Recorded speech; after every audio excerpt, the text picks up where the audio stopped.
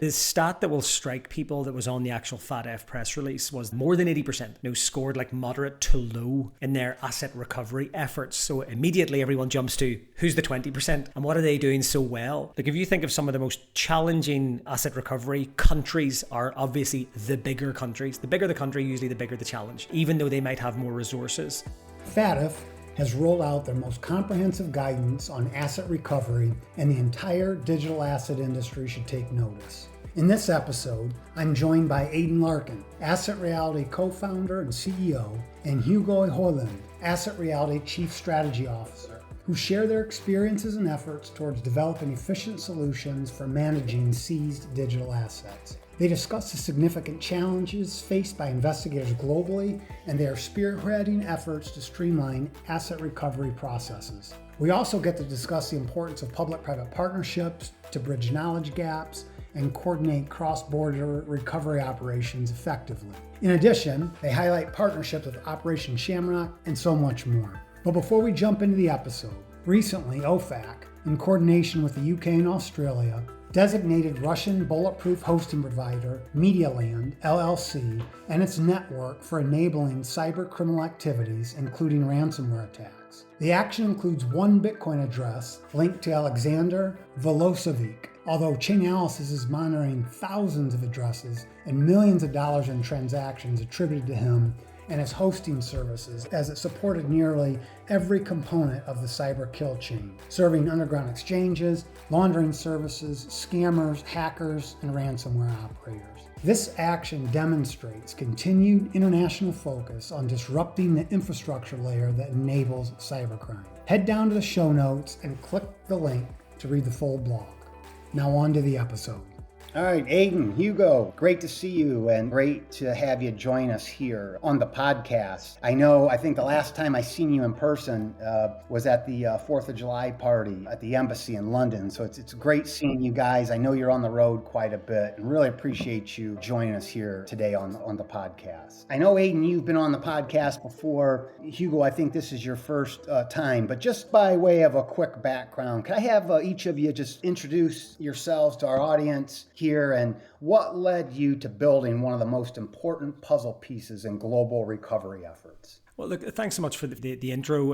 As I said, I had the chance to speak on the public key, I think probably nearly 2 years ago. It's a crazy how time flies. But I was a criminal investigator in the UK's equivalent of IRSCI, coincidentally, and HMRC, and then the UK does not, or did not have until this year, an asset management office. So there was no US Marshal style function, no central agency for managing assets. So as a private contractor, I spent sort of over 6 years managing the UK's seized asset portfolio, everything from cars to boats to planes and horses and everything in between that gets seized, and just accidentally got called upon when the UK did one of its first Bitcoin seizures and Monero seizures. And that led into relationships with different agencies across Europe. And we just got to see that there was no system to manage and recover digital assets or all assets. I mean, the way you've got fabulous analytic tools that help people trace on a blockchain, after that tracing was carried out, there wasn't really those tools to make it simple to generate wallet addresses for all the different types of crypto assets and then manage them, thinking about chain of custody, inventory, reporting. I mean, most people look after these assets for years in many countries. So it was during that sort of first couple of seizures and seeing the scale of what the potential challenges could be was where the sort of the idea came from, to have a dedicated company to build a seized asset platform. And it was through that journey, getting to know the different investigators around the world and the people that were at the coalface of these cases in 2016, 2017 is how I actually met Hugo. And I'll hand it over to Hugo because I'll not do a good enough job in introducing him. Super. Thanks, Aidan. Yes, very much an investigator by background. Digital assets started coming across our desk at Kroll in investigations into hacks, thefts, breaches, exchange collapses. And as Aidan says, at the time, we were very much thinking of crypto as just another asset, which is great when you're trying to prioritize your investigation, trying to prioritize where you look at. And because it's just another asset, you need to look at your investigation holistically. You can't just focus on the blockchain analytics. You have to look at the open source.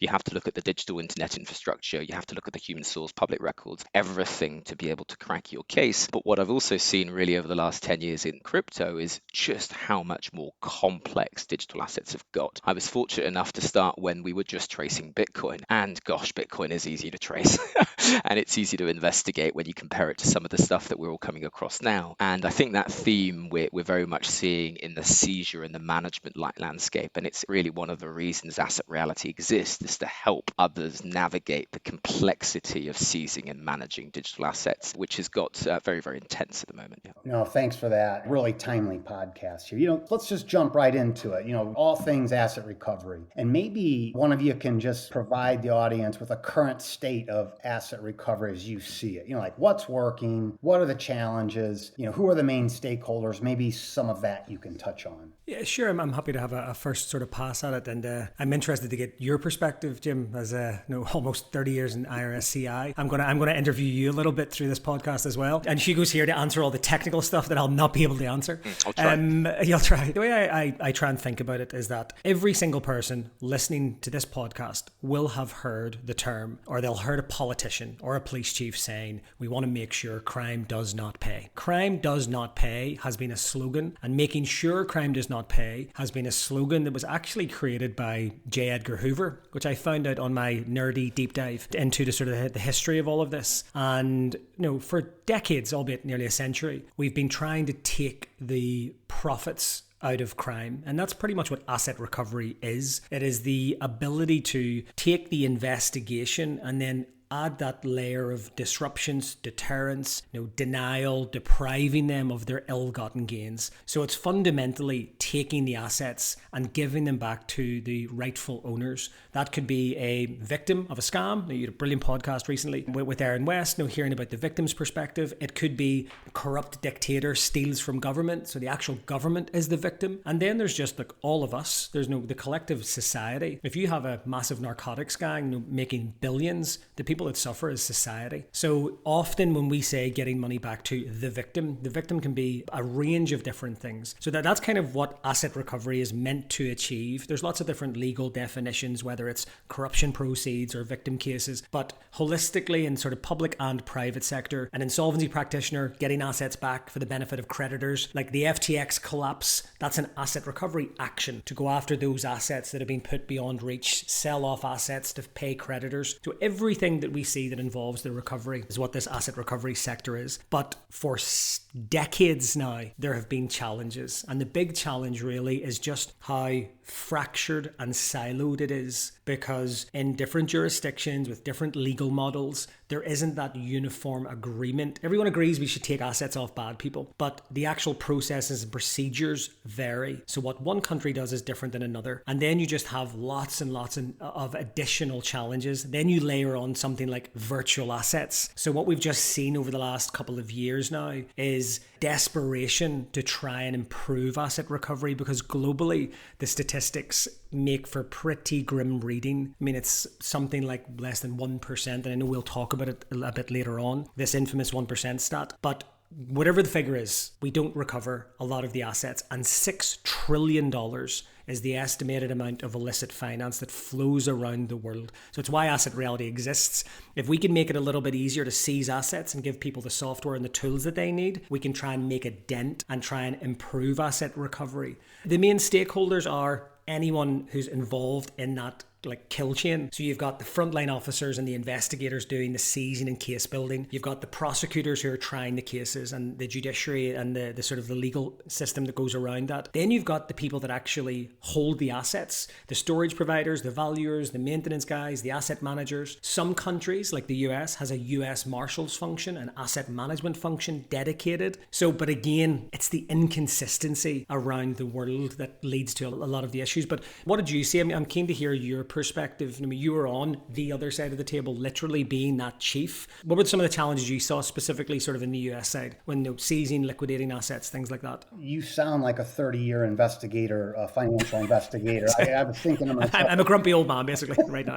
I was thinking to myself as you were talking, yes, and yes. So yeah, spending 30 years at IRS criminal investigation. By the way, that's the only federal agency in the United States that dedicates 100% of its time on financial investigations. The vision division views, and I view seizures and forfeitures as like a critical and strategic consideration of every investigation. Well, in many instances, fraudsters are more concerned about losing their money than spending time in prison. And I often get into that debate with different people. I mean, there's pros and cons to everything, but that's generally what I see. And when I talk about seizures and forfeitures, another thing that not everybody has a legislation for is both civil and criminal forfeitures. Generally speaking, for those that wonder, civil seizures, there's typically no person or entity being charged versus a criminal seizure where you do see criminal charges. So when I think about seizures, I think about the importance where it involves, you named them earlier. That's why I'm saying yes, yes, and yes. Cash, real estate, jewelry. I think you mentioned horses or animals in general, and crypto. Yeah, anything. And I have always viewed the seizure and forfeiture tools as a critical way to disrupt criminal enterprises. And sticking, with crypto, with my thoughts, seizing illicit crypto really deprives criminals and criminal organizations of profits,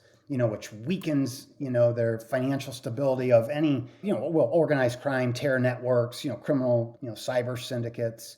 One thing I always thought of here is seizures actually create deterrence, especially publicized seizures. They demonstrate that, law enforcement can actually trace and recover digital assets, which deters other bad actors from, using crypto to hide wealth or simply try to introduce illicit income into the financial system. Strategically, however, seizures don't just hurt individual actors. They disrupt broader illicit infrastructure, such as, darknet markets, mixers, unregulated exchanges that rely on confidence in anonymous transactions. And you're literally taking the capital off them to do more harm. Yeah. And just the thought that they're untouchable. I think seizures help support victim restitution. Obviously, confiscated crypto, can be liquidated and used to compensate victims, helping to restore those losses. Where generally speaking, the most vulnerable are usually the ones impacted. And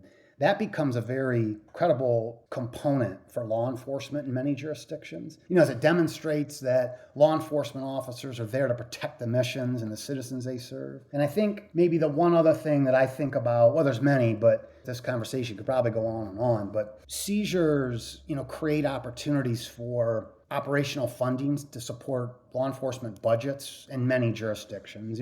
Keep it in mind that not all jurisdiction or departments are fortunate enough to be able to benefit in some way from seizures, but many are able to take advantage of seizures and forfeitures for operational purposes. So, in my humble opinion, it's a critical part of any financial investigation. Maybe before we jump into the amazing work you're doing at Asset Reality, FATF just released a 340-page document, Asset Recovery Guidance and Best Practices, which is aligned with their recent prioritization of global asset recovery. So maybe it might be good that one of you or both, however you want to handle this, can share some highlights that caught your attention in that report. Yeah, this has been the thing that's been such a long time coming. The last guidance document, I think, was 2012, and one of the reasons that we created Asset Reality was because we knew that as Bob Dylan said, the changes are coming type thing. We knew this was coming down the line. FATF have done a really good job at reaching out to different stakeholders. I know you guys were involved in it. We give views on the consultation documents, and they really did sit around a table with practitioners. I actually moderated Jared Coopman on a panel at the Interpol Fire sessions where we sat down with guys with Stefan Jurgeth from Australia and then Toyin from Cayman, and this was the whole point of all of these sessions, was to just irk out what works in your jurisdiction. Let's get it all down into a document. I know crypto's like dog years, so if you're looking at 2012 for guidance, well, there wasn't really any crypto seizures in 2012. So now you've got this document that basically over 340 pages talks about how to improve asset recovery. And the bet we made as founding Asset Reality was, if you want to improve asset recovery outcomes, i.e. you want to, and it's not about policing for profit, it's it's about generating the returns for victims in society. If you want to improve asset recovery, an easy, like low-hanging fruit is get better at asset management. If you seize a car and you let it sit for 7 years, there is not going to be a lot of value to return. So the victims of that Ponzi scheme, or the speedboat that's been in the marina for 10 years or 5 years. So one of the things they've really zoned in on is effective asset management. It's mentioned something like 150 times over the 300 odd page report. And it's because every single person that works in law enforcement or works in insolvency knows the cases, that the dusty car in the compound, they know about the complicated asset that didn't get recovered because there wasn't anywhere to put it. And so this really goes into different countries sharing different case studies about what works for them, what doesn't work for them. And then you get, as you mentioned, sometimes it's things like legal frameworks. So one of the big things you touched on earlier is some countries don't have non-conviction based forfeiture. And I think actually it was one of our podcasts with Amanda Wick. She was telling us that it comes from old like admiralty law. As a former DOJ prosecutor, it was like, the pirate ship turns up with all the stuff on board, and well, how do you get the stuff back? Like, what's the legal mechanism? And that's why you've got these cases in the US where it's like, the DOJ versus the United States versus one Bitcoin or versus an address. You're actually taking an action against the asset because the asset has been used in a crime or illicit offenses. So in the new guidance, it talks about you've got to have this toolkit. You've got to have a system to manage seized assets. You've got to have better legal infrastructure in place to go after and do things like non-conviction based forfeiture. And there's just so many other things that they try and pack in there. But no, I'll let Hugo come in on some of the more technical language that they've brought out. But what I love to see is the constant repeat of you've got to do things more quickly. You've got to secure things. And then because, as we all know, if you don't move quickly in digital asset recovery, you're dead in the water. This is where you can kind of see two of the main areas of focus that we have. Aidan very much likes talking about asset management. I'm always a little bit more interested in actually grabbing the stuff in the first place, the actual seizure. What I like the most about the guidance is they've come back to some of the language that they shared a couple of years ago about seizing expeditiously, being able to quickly react, especially with the emergence of digital assets as a seizable asset, because really that is the most important thing about crypto, I think, is the speed at which you can transact. There's also a recognition in the guidance, which is great, that not all seizures are created equal. There are some seizures that a financial investigator who has been trained on a blockchain analytics platform and has identified and traced some assets to an exchange, a third-party custodian. There are some cases like that one where the seizure can very easily be affected by that investigator, working obviously with prosecutors, etc., because it's not a very technical piece of work. This is like seizing cash from a bank in a bank account. You're effectively saying, I've traced the funds here. Can I have some disclosure? Great. I've taken a look at the information in the account. Ooh, there's a balance. I'm going to go off, get a seizure order. I'll come back with that. Can you just freeze the assets in the meantime? That's not a technical piece of work. There's a recognition in the very, very practical guidance that those cases are very different to other cases, like identifying or handling a seed phrase or a hardware wallet that's identified on site when executing a search and seizure order, for example. There's a recognition that being able to see those identifiers and deal with those identifiers requires training. It requires an understanding of that first contact awareness. They use that exact phrase to know that, okay, I might be looking at something that controls value. And if I don't act, not soon, now, if I don't act right now, then that value may be lost. And it's no longer enough to just have the crypto person in the office who's a couple of hours away that you can call when you're a seizing agent having just burst the door down. You don't have a couple of hours. You need to quickly take custody of that asset right now. And I know we'll talk a little bit more about custody and some of the guidance, I think, Aidan, that they've given around how to select a custody technology partner to be able to have the coverage that you need. But really, for me, it's all about that recognition that seizures are not created equal. And I know this firsthand. I'm an investigator by background and by training. And gosh, it took me a lot of time to realize just how different to investigating seizing is. It's a very, very different skill set. A ton of good points. A couple reactions. Taking a couple of notes. I love the pirate ship analogy, number one. A lot of good points both of you made. Why do you think we're called asset reality? Yeah. I think, a couple of behind the scenes discussions, that I've been involved in, the dusty car, the dusty vehicle, sitting there for 7 years certainly drives a lot of conversation, in addition to seizing apartment complexes where there's tenants there. And crypto just brings a whole new complexity, to what's actually happening there, which you both just laid out, especially the speed aspect of it. So yeah, again, I'll probably say it 100 times here, but just a lot to think about. And I think, thinking about, the report, there's a lot to dive into, and there's a number of best practices, that cover a wide range of issues that authorities can focus on. But I'm curious, based on your experiences, where do you feel that the biggest bottlenecks and challenges will be for law enforcement who's attempting to implement some of these best practices? We're already getting a lot of contact from this report that and the consultation document that was issued a few months ago. So people have been knowing this was coming down the line, and I think that you can already see those countries that are about to do their mutual evaluations are already getting in touch with us saying, hey, you have a system, can you help us? Because no one can deal with this like expeditiously seize secure assets earliest opportunity.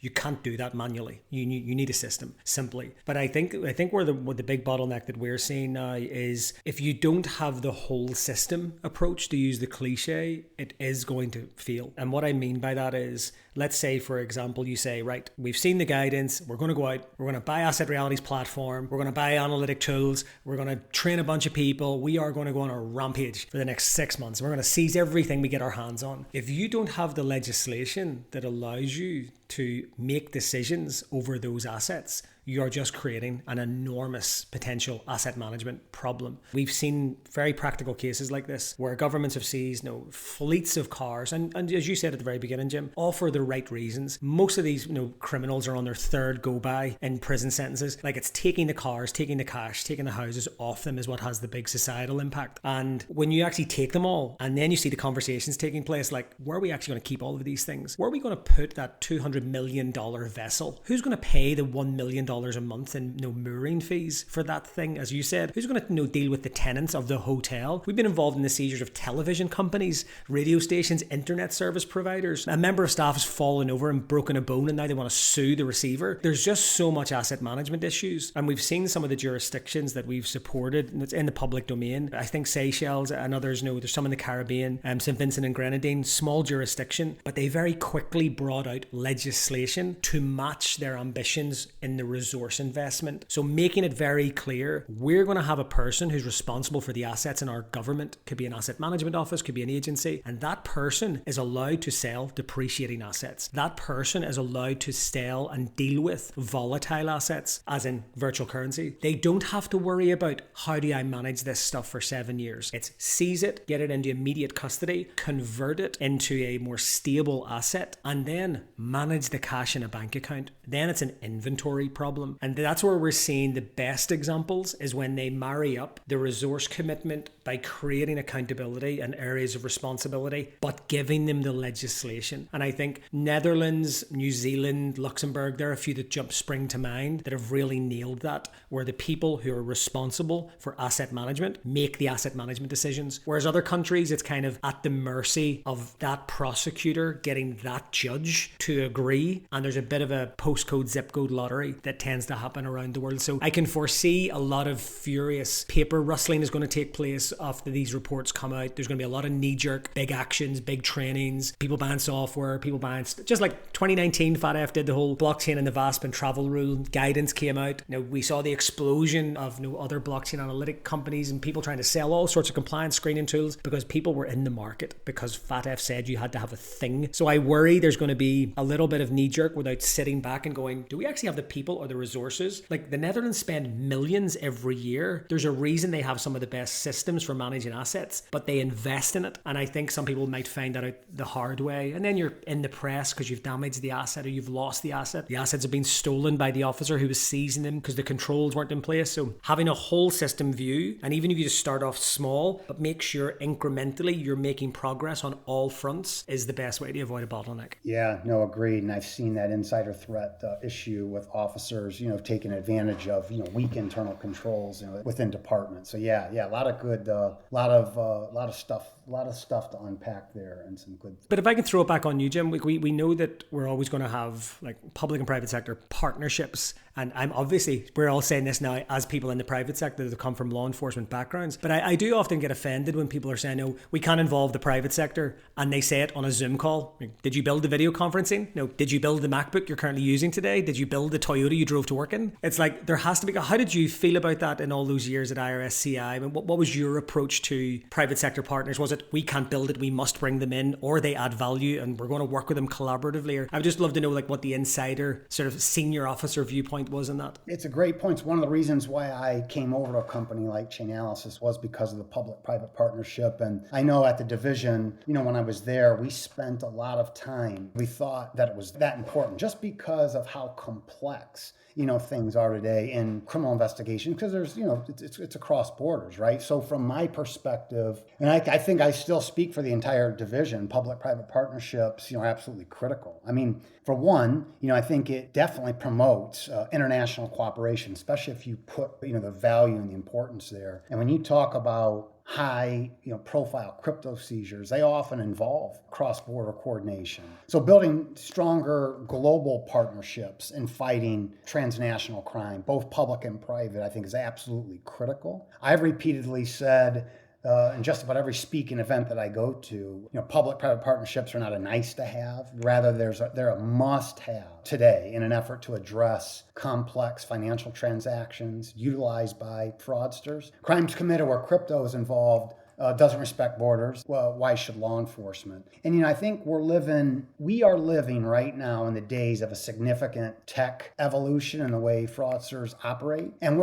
it feels like law enforcement, I haven't been removed about a year and a half, but it feels like our law enforcement is kind of writing the investigative playbook to address it all at the same time. It's that saying, kind of building the plane while it's in flight. And I think meaningful partnerships when it comes to public and private are not just simply exchanging emails when trouble arises. It's really developing a proactive relationship where intelligence is shared before something, hits the headlines. And so it's really about establishing, partnerships, operational partnerships, standing up communication channels, sharing best practices and trusted points of contact, which is a big thing because there's a lot of staff turnover. But it also means creating relationships where, both sides can see the benefit, where industry can gain quicker access to threat intelligence that protects their customers, and law enforcement can gain, technical insights that creates, especially as a leader in law enforcement, that creates investigative efficiency. And it's really all about trust. I think the other kind of thought, an undeniable advantage to PPP,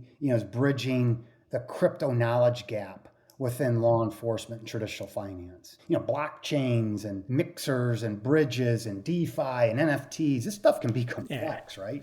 And if you're not seeing it every day, the muscle memory, I couldn't agree more. Yeah. So, partnering with industry experts when it comes to tracing or seizing and forfeiture, can accelerate learning curves, ensure investigations or investigators stay current, with evolving tech, which is arguably far more efficient than if law enforcement attempts to do it themselves. And believe me, a lot of times in law enforcement, they do believe they can do it themselves. And a lot of times they can, but they're just not as efficient. But it is a funny one. I heard someone speak recently about, they hated the phrase public and private partnership and they wanted to make it redundant at an event. And I sort of get it. It's kind of like asset recovery as a term. Like asset recovery, I think .com, .net and something else means three entirely different things. One is like vehicle recovery. Another one is like data recovery off digital devices. And another one's like, the return of corruption proceeds globally. But when I hear like PPP, it's like, I always have to challenge people and say, well, which one are you talking about? If you're talking about the private sector taking the role of law enforcement to just go free and arrest people civilly. No, of course, most right-minded people wouldn't want that. But if you're talking about someone who's better placed to carry out a private prosecution under the Proceeds of Crime Act, we've seen some phenomenal results in the UK where private prosecutions, and Hugo, I'll maybe tap you up on this because this was your previous world. Like sometimes just the resource gap, if you're a victim and you go to law enforcement and you say, hey, I've lost this amount in crypto, and your local law enforcement just doesn't happen to have the experience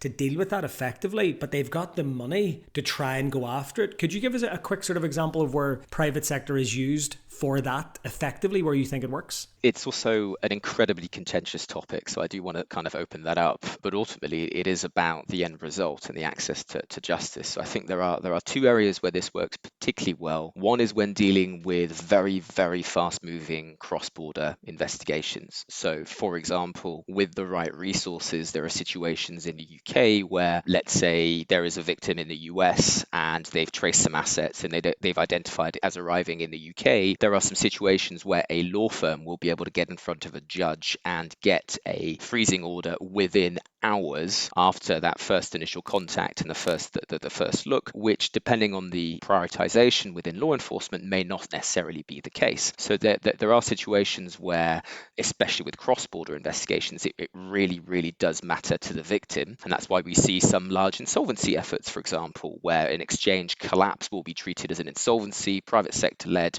and be able to deal with the recovery of assets quickly that way. The second area where I think it works well is when you have lots and lots of small claims against the same individual or the same Ponzi's group, the same Ponzi scheme, and someone in the private sector has put quite a lot of effort into grouping all of those individual victims together and grouping all of those claims and is ready to manage and validate each of the claims individually, which frankly I see as good news in a sense that it means that you don't necessarily need law enforcement to be talking to 30,000 people at the same time who've each lost $100, but you have a private company who has struck a deal effectively with these underlying creditors or victims to be able to take it forward. It's still tricky, and unfortunately it is also a sector where it's very, very hard for victims and individual creditors to know who's really on their side and who is actually a shark, or even worse, who's also just trying to scam them again, which is why law enforcement has to always be the first port of call for victims or anyone who's suffered a loss. We actually saw that, I think, Jim, with you guys at Chain, with like Spincaster. Like, there's good times when proactively private sector can do things. I've seen it before in my old role where the banks, for example, like the Gimlet in the UK, where banks are getting together with ex-law enforcement people in senior banking positions going, we've all of this data. Like, how do we bundle this and parcel this up together to get it to you guys? And I think if you can, I sort of think of the analogy of just the right tool for the job at each time. There will be different times when private sector is well placed. Completely agree with Hugo's point though. I mean, what I want to see is law enforcement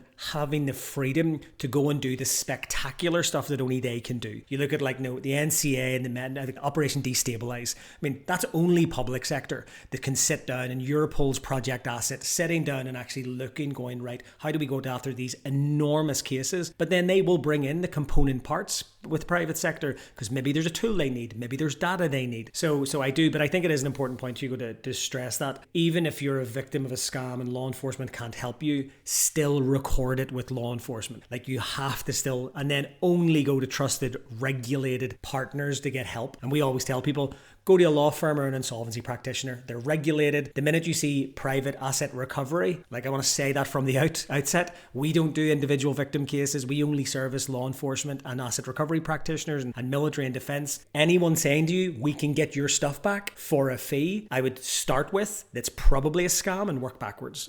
Yeah, no, again, a lot of good stuff. And I think each of you kind of triggered something. It's yes, yes, and yes to what you said. And I think a couple of things that were coming to mind as you were talking is I was pleasantly surprised coming over to the private sector, to see that private sector folks are passionate. I mean, absolutely passionate about law enforcement and government missions, which I don't know what I expected, but that definitely I was pleasantly surprised. And I think the other thing that I was pleasantly surprised by, private companies with global footprints, and Hugo, you touched on this a little bit, can really help bridge jurisdictional gaps, help coordinate multi-agency efforts that cross borders, help track assets across continents, really. I look back, kind of getting to a comment I made earlier about law enforcement thinking they can do it themselves a lot of times. And they can, again, my caveat was just not as efficient. I think law enforcement, especially, I can speak for my agency, but I've seen this, is very good with international relationships, but often struggle in certain jurisdictions. And networking with the private sector can really help. And I think the reality is, the criminal elements already collaborating. One of the thoughts I have when it comes to money laundering especially, one of the most striking evolutions in crime that I've seen really in the past 30 years is the utilization of professional enablers to launder money, making money laundering transactions that much more complex. You add crypto to it, along with everything else, it just makes it that much more complex. So I think to be effective, law enforcement, especially in the private sector, in that public-private thought process, must be just as coordinated, just as fast, you both mentioned it, and work with the same sense of urgency too. I saw a dark net market advert at someone's presentation, a brilliant law enforcement presentation, and the guy was talking about SaaS companies and class companies. I was like, what's class? And he says crypto laundering as a service. People offering it as a service. Operation Destabilize, there's phenomenal write-ups all over the BBC, all over public domain. I mean, that was a very classic case of completely separate entities just going to and even the trust they build up with the networks, like other criminal gangs, to be like, I'll give you cash, you launder it and give me crypto back, even if the original crime type or the original network is not a crypto native. And I think that's been the big surprise that's caught a lot of people out over the last couple of years. There's always been that. There was the cases that featured crypto assets and you would kind of expect it because of the crime type or the profile of the individuals, whereas now we're just seeing regular, ordinary, normal crimes that crypto is popping up because it's just a vehicle that's being used. This is one of the fantastic opportunities, though, from a seizure perspective, is being able to investigate and identify some of these underground banking networks, and some of the operations that Europol's been working on with partners over on this side of the pond have been especially impactful. With that is if you are able to make a large seizure from a large underground banking network, you are permanently destroying the reputation of that underground banking group with all of the other criminal organizations they've been working in. And it's very hard for them to set up shop again, which is great for disruption. Yeah, absolutely. That's the name of the game. Let's switch gears slightly. Your Asset Reality, works with global regulators and law enforcement authorities. You're right, you guys are everywhere. Any best practices of the countries you've seen that are doing well? Are there any, or maybe think about it, are there any other countries that you've seen that seem to always be involved with large-scale recovery efforts? There's a couple of ways to think about it, and the new guidance and the documents will not necessarily surprise people, but there is often that running debate. I say sort of half tongue-in-cheek, half seriously. We talk about offshore banking and we talk about the typical countries that are on the grey list every year. The last time I checked,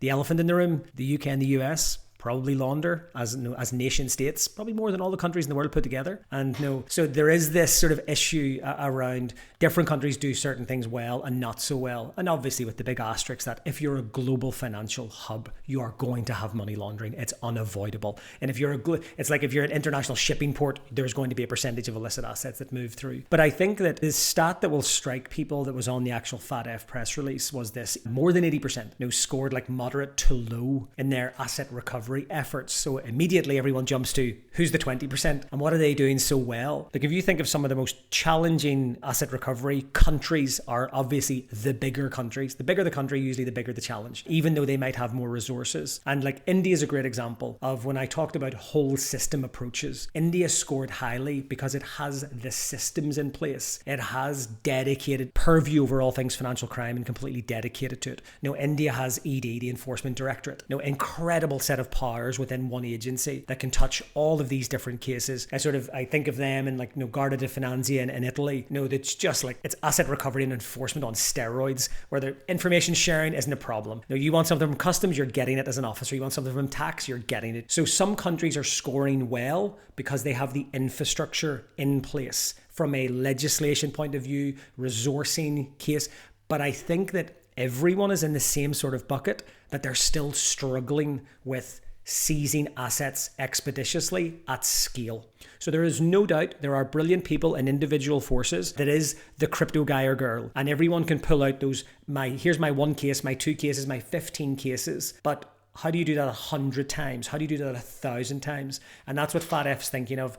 This guidance isn't going to be redone in 2 years. This guidance is going to be same guidance for another 5 or 7 or 10 years. It's about scale and infrastructure. So I think that those that are doing the best, and if the best is turning assets over quickly and getting money back pro rata. I still go back to those countries that I think from a legislation point of view, the New Zealands, the Netherlands, for example, it's very clear what you can do with assets the minute you seize them. Again, I talk about Luxembourg. We were literally there a couple of days ago, and I was so surprised to see just the freedom they have when they're dealing with such complicated assets like securities, that their asset managers can make these remarkable decisions to maintain the asset, maintain the value. Whereas I've seen other cases where a decorated police officer isn't allowed to make a decision on a car. And it just seems crazy that you have these fractures. But in spite, and I don't want it to be a doom and gloom, like, let's be clear, asset recovery stats globally could increase and lots of change could happen. But we're still seeing phenomenal cases and phenomenal results. If you compare physical assets to virtual assets in the overall asset recovery ecosystem, virtual assets were a fraction by value only 5 or 6 years ago. Nowadays, we are so far beyond that the scale has tipped. I haven't done the maths recently, but it could even be as much as 80%. We're that far ahead now that virtually every large nation has a multi-billion-dollar crypto case or a multi-billion-dollar crypto seizure. I don't recall there ever being a fiat seizure. I think in the 1MDB corruption case, overall about 6 or 7 billion was recovered, but that was across multiple assets. Like, there's no such thing as 61,000 Bitcoin on a ledger wallet, like the Mets case in the UK. Like, you talk about disruption, you talk about taking capital. Now, even though in those particular cases there might be victims' claims, assets could go back, it's still out of the hands of the criminals. Wherever it ends up, it ends up. So I think that the jurisdictions that have the systems in place are scoring well. What will now hopefully happen off this asset recovery focus is now let's see the performance indicators. We're seeing words in FATF guidance that I've never seen before, like carrying out risk assessments about the value of the asset. Really sensible commercial suggestions. Don't seize the $10,000 thing if it's going to cost $15,000 to maintain over the 5 years because of your legislation takes 4 or 5 years. So I think if you ask me that question in 2 or 3 years' time, it will be, did the countries with the right legislation and right systems achieve their potential? And we need to separate out those big black swan cases because they can drag an entire country's performance out. I'll be looking for like the scale. Do the big metropolitan areas have lots of individual seizures? Do the big tax authorities have lots? We know there's loads of tax non-compliance in crypto. How many seizures have the tax authorities been making? They'll be the big indicators of performance, in my opinion. And even kind of simpler indicator is, I spend all of my time just talking with seizing agents, and anecdotally, because there haven't really been any big studies on this or published figures, certainly that I've seen, is anecdotally I keep hearing we're not seeing cash anymore. We're breaking the door down, and there used to be duffel bags of cash, and we're not seeing it anymore. And that's where you see the two very different responses that some agencies have. Some agencies go, okay, well, keep looking, the cash must be somewhere, and others go, okay, let's train everyone up on crypto and let's start having the infrastructure and capacity, the tools, the infrastructure, training, etc., to be able to handle the crypto when we do see it, because maybe we're not looking in the right place.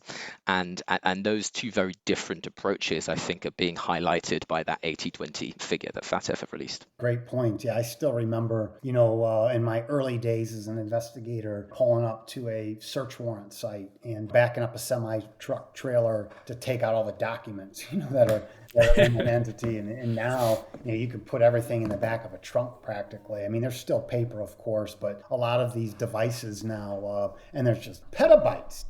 I was just about to say petabytes. It's not even terabytes anymore. Yeah.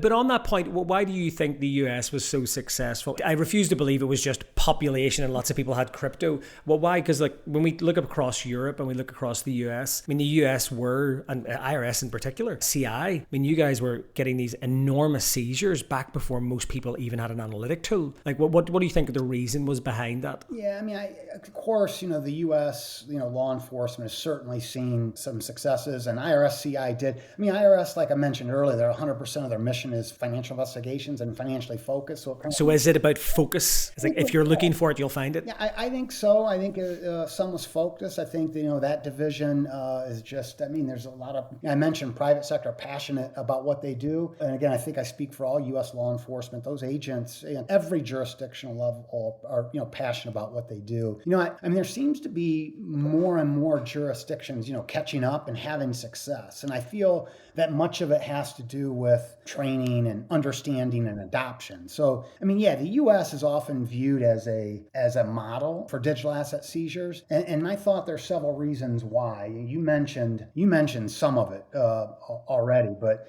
the U.S. has mature legal authorities in place for asset forfeiture, and they've been in place for quite some time. So, like consistency is king, and knowing what to do, as I think, Hugo, you mentioned that part of it. So the infrastructure gives investigators, a fast and legally tested process, compared to the playbook is there. It's not, you're not explaining it for the first time every time. That's right. And I also feel, the U.S. has seen success because, I mentioned longstanding financial crime expertise, strong interagency coordination. It's not like the movies, believe it or not, the agencies do talk. And you guys love a task force. That's right. Yeah, lots of those. And really, effective cross-border, cooperation. And as you guys know, there are still challenges that law enforcement agencies face here in the U.S. Some of it we've already talked about. Think about the time that it takes for a seizure. The process to obtain evidence to support a seizure can involve a varying amount of time based on the complexity. And the process from the status of seizure to forfeiture requires litigation, and that can also take varying amounts of time, sometimes more than the actual investigation. And I think it's common that the process can involve multiple years of litigation prior to the seized asset actually being able to be forfeited, which I know you had touched on a little bit. What about the value challenge when it comes to crypto? As you guys know, crypto, certain assets, value changes constantly in some assets, right? And so crypto assets are not liquidated, well, at least here in the U.S., until a final order of forfeiture is obtained. Can take multiple years. You got that value challenge. What about the liquidation challenge? Upon receiving the final order of forfeiture here, an additional concern is not, liquidating or overloading the market and creating like a blockage discount on the asset. The goal is to sell the asset at fair market value. So that's a challenge. And then I think ultimately another challenge, again we've touched on it, that I see is that claim challenge. If there are identified victims from the crime that led to the seizure forfeiture, the government has to disperse the appropriate amount to each victim who's verified valid claim or loss, and that takes time. Kind of getting back to the first comment I made. It's a lot of moving parts. Yeah, it is a funny one. If I was a FATF assessor, I could almost take the successes and use the success against some of the countries. Because as you said, having those enormous figures of crypto seizures, a lot of the times it's been the passage of time. Seizing 10,000 Bitcoin and seizing 50,000 Bitcoin 5 years ago is a wonderful, accidental byproduct that the value just happened to go up. But similarly, what if the prices had gone down and you had to seize this asset and had been this massive market collapse? Because if you actually look at the FATF guidance, it's pretty unequivocal. It's like, you should be selling this stuff pre-confiscation. You should be converting volatile assets. Chainalysis has more data than anybody to show that crypto is many things. It is not stable. So unless it's literally a stable coin. So there is going to be some interesting, I think, discussions going forward in places like the UK, like the US, where they do rely on usually a conviction model before assets are realized. Though the UK did bring out some guidance and the Home Office fact sheets were published to say they will deal with crypto when it comes in. But we've often seen this where it can be dictated at a country level, but it still takes quite a while to bleed down at the regional court level. So remain to be seen whether that sort of happens sort of super quickly. But Hugo, I know you have plenty of thoughts on the liquidation part. I think we're past the days now, aren't we, of $1 billion isn't going to sort of rock the boat anymore because the maturity in the market. Would you say that's fair? Yeah, yes and no. There's still a responsible way of doing these, and this is where governments have that responsibility towards the market to not move it. There's a couple of tips and tricks that certainly we've been deploying for some of the agencies that we work with. Some of them include, for example, executing the sale off-chain before there is any actual on-chain movement or transfer of the asset, which means that effectively the liquidation has happened, and by the time the whole world can see the digital asset moving, it doesn't matter what the market does, because the market is not actually reacting to the sell. They're reacting to the hype around the potential sell. So the government has absolved themselves of their duties. They've clearly explained the asset has already been sold, and then it moves. And hopefully that's enough for the market to understand that that's the process. There's other considerations, I think, around governments being able to get the best possible price for a digital asset. And I'm sorry to say, but it is not good enough to just appoint a single liquidation route and say, great, right, all of our crypto will be sold through this exchange. And whatever happens, we will always take the exchange's own price for what they think a Bitcoin is worth on that day. What really should be happening is the government should be, through a contractor or directly, going to the market and saying, hey, I'm selling 10 Bitcoin. Who's going to give me the best price for it? Or rather than just, well, we've onboarded with this exchange, that's who we work with historically, let's just sell it there and we'll just take whatever the exchange's price is or happens to be on that day.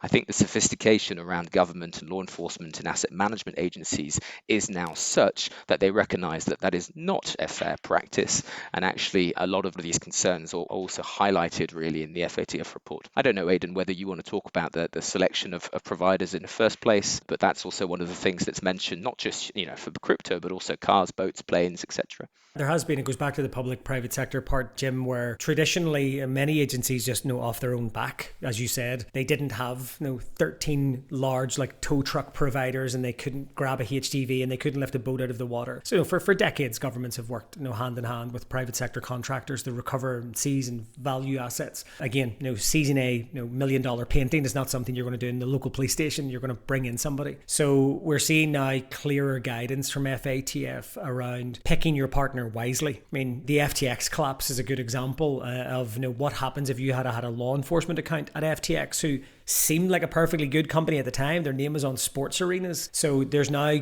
clear guidance around working with partners that do not have money laundering breaches, do not have their CEOs being locked up in prison, do not have these challenges. And also, we've seen it before, and again, this predates crypto. I remember working in cases in the UK where the auction company appointed in the UK, when they got the expensive assets, they fled. They literally ran off, the husband and wife, and they had to go and track them down. So it's a tale as old as time, trusting someone with assets and they abscond with your assets. It extends to digital assets as well. So I think agencies having clear, robust processes, whether it's procurement processes, RFPs, high standards, you should be able to have the decision as to why you chose that company auditable. And there's a lot that it's kind of like, we don't know, we've just used them for a long time. And I think that there'll be a bit of an overhaul in that as well. And simply because the stakes are too high, and that's why it has to change. All right, guys. Hey, let's shift gears just slightly. I got a question. So how do we measure as an international community whether or not we're getting better? So we keep hearing about this 1% stat. Where does that come from? So the infamous sort of 1% stat actually comes from a UNODC report in 2011, where they tried to measure the comparison of this global estimate. And it is an estimate. It's literally 4 to 6% of GDP is laundered every year. So no one's actually measured the 6 trillion. For example, it's just basically GDP multiplied by a percentage. And out of that, when they took sort of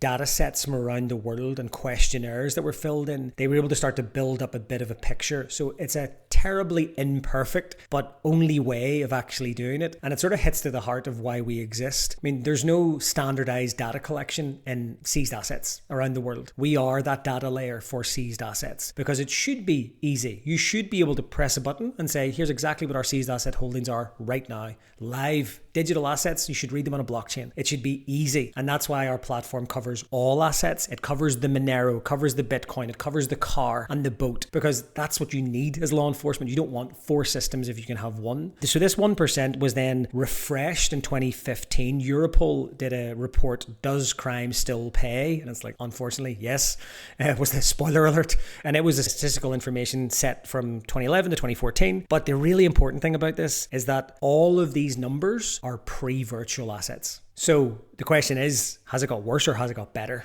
with virtual assets? I could make a case that it's got much better because we're seeing these multi-billion-dollar seizures all the time. We're seeing more asset recovery. I don't know about you guys. I see the word seized assets all the time. We're seeing the reference points coming on and on and on more. But we can all agree that it's a fraction of what could be recovered. It's our mission. Our mission is to try and improve asset recovery by making it easier to seize assets. And what keeps me awake at night is not the 1% that we recover. And there's all of the lost opportunities about that. And there's all of the victims not getting their money back and society not getting its money back. What terrifies me more is the 99% that's reinvested, is what those organized crime gangs, serious organized criminals, those terrorist financing networks think of the amount of capital that they are reinvesting there's a reason as a tax inspector, you're incentivized to go do the mission, because it's unfair on other businesses. If people get to keep all of the money, don't pay their fair share, they have an unnatural competitive head start in fair trade. Look at criminals and reinvesting all of their crime. So for me, we don't need to get caught up on the percentage. It's going to be an imperfect science anyway, but it can be globally agreed that we can't manage what we can't measure. We don't have a standardized data set of how we manage seized asset performance. This new guidance is the beginnings of that. And I think in the next 2, 4, 6, 8, 10 years, we'll start to see standardized data sets. We'll start to see OKRs. Maybe we'll start to see KPIs and just better asset management, because there's ISO standards in asset management for things like army equipment, navy equipment, capital infrastructure being used, but it's not really. It's a bit like seize and forget with seized assets. So I think that's what we'll see changing in the future, and this new guidance is an important step into quantifying the problem, and then we can start to fix it. Yeah, I think disruption is so key, and I know we've talked about that a lot, when it comes to these investigations, and you just solidified that, and you're 100% right. With that in mind, we've covered a lot of ground here today, guys. You all just announced a recent partnership with Operation Shamrock, which has done a lot, and we just had Aaron West on the podcast, doing a lot of great work there. Can you just talk about the importance of that partnership to kind of close out the session for today? Yeah, it is fundamentally just capacity and infrastructure. I remember meeting Erin when she was on the prosecutorial side, and we would talk about, you'd really willing, mission-driven investigators, Jim, as you talked about, and it was just, they don't have the wallet that can accept the Monero that they've seized. They don't have the authority to go and open an exchange account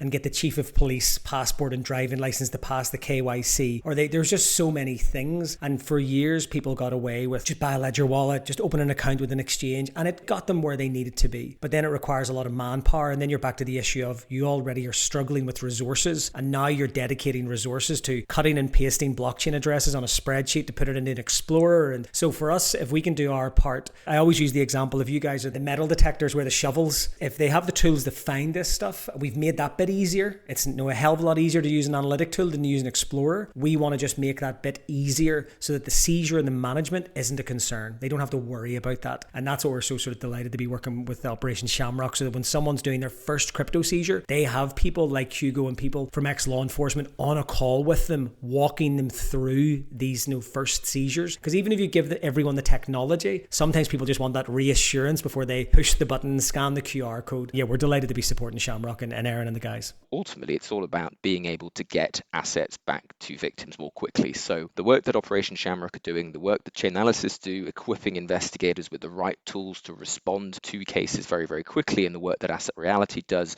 to be able to very quickly and effectively and securely take custody of assets at the point of seizure, is all really helping with that same mission that law enforcement are all involved in. Yeah, no, that's amazing, and I appreciate the hard work. It's critical, and I think we've covered a number of aspects. Probably could talk to you guys for another couple of hours about this topic, but the director's cut will be 3 hours long. Yeah, appreciate the work there. Keep up the hard work, guys. It's awesome to have you on. Safe travels out there, because I know you're around the globe weekly, and just stay safe. And thanks for joining me on the podcast here today. Thanks, guys. Thanks for having us. Thanks, Jim.